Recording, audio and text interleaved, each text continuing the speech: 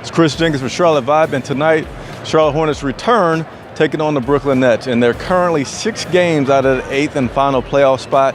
Right before the All-Star break, the Hornets went 1-5, winning that last game before the All-Star break.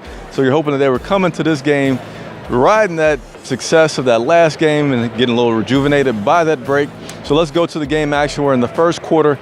Dwight Howard looked well rested. I haven't seen this before, but he had a double-double in that first quarter with 10 points and 11 rebounds in the first quarter. It was unbelievable to see him playing with that kind of effort and getting all of those rebounds.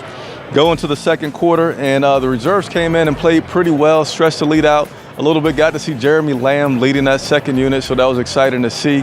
But the Nets did cut into that lead a little bit, went into the halftime. Brooklyn Nets 53, Charlotte Hornets 55. Fast forward to the third quarter, much the same, built a little bit of the lead, but really in that fourth quarter was the big difference in this game, which is what you've been wanting to see out of the Hornets earlier in the year. They'd get to the fourth quarter, they just couldn't hold on. You see things break down, but today they were able to beat the Nets by, I shouldn't say beat the Nets, but outscore the Nets by 9 points in that fourth quarter.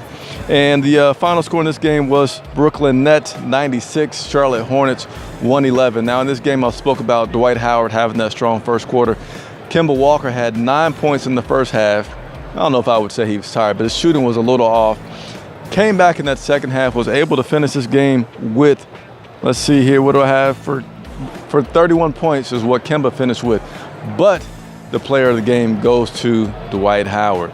Started strong with the 11 rebounds, finished the game with 15 points and 24 rebounds. So the Charlotte Hornets get the win. Keeps a little bit of that playoff hopes alive. They have about 10 home games remaining, about 20 games overall, so it's going to be tough. They're going to have to play much better than they did in that first half. And next up is the Washington Wizards. Now, let me show you before I go. Let me show you one of these highlights of Kemba Walker and his 31 points tonight.